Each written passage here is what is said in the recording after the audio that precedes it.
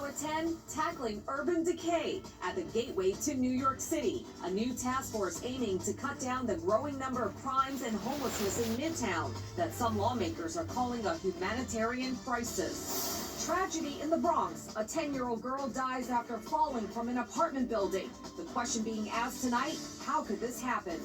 And on the same day that a brand new police commissioner is sworn in, a police-involved shooting in Brooklyn. We're live in Flatbush with the latest. The Pix 11 News starts now.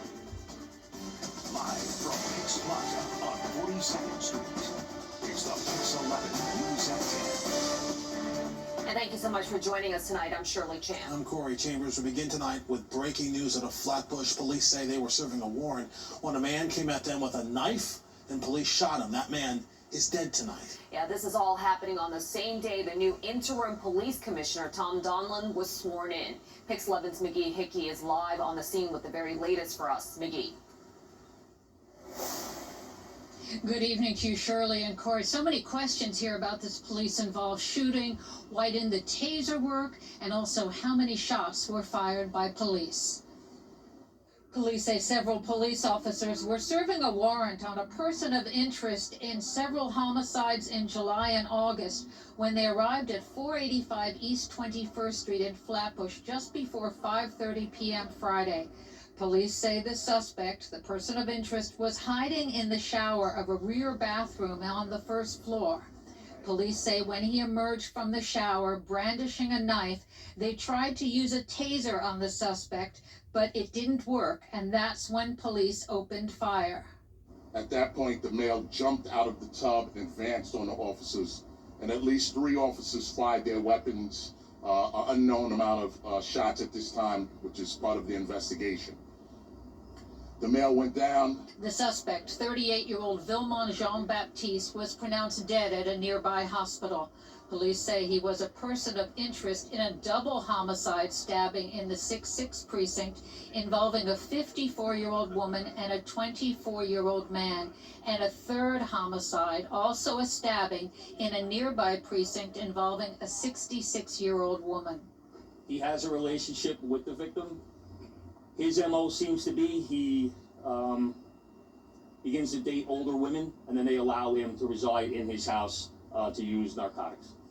When the suspect was taken out of the apartment building, police say several bottles were thrown at police, one hitting an officer in the head in a non-life-threatening injury. Members of the clergy were called in to calm the crowd. We are here just to give some support, to the community at large. So now police are continuing to investigate those 3 fatal stabbings and now also this police-involved shooting. We are live in Flatbush, Brooklyn. Magee, Hickey, Pix 11 News. Back to you, Shirley and Corey. Okay, Magee, thank you for that live update.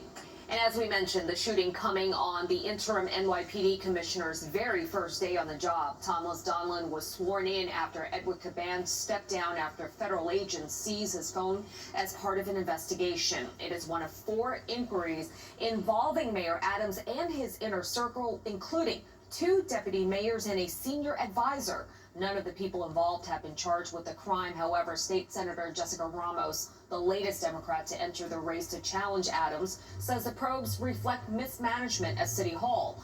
Ramos describing Caban's decision to resign as a responsible move and that the same standard should apply to other top officials. He's not the only one under investigation. And I do think that an example is being made of him when, quite frankly, all of the others who are under investigation should be asked to resign as well. Ramos joins Comptroller Brad Lander, former Comptroller Scott Stringer, and State Senator Zellner Marie of Brooklyn in the mayoral primary race. And you can hear more from Senator Ramos on her campaign to become the first woman and first Latina mayor in the city's history on this week's edition of Pix on Politics. If you missed this evening's broadcast, don't worry, it's replaying Sunday at 7:30 a.m. right here on Pix 11.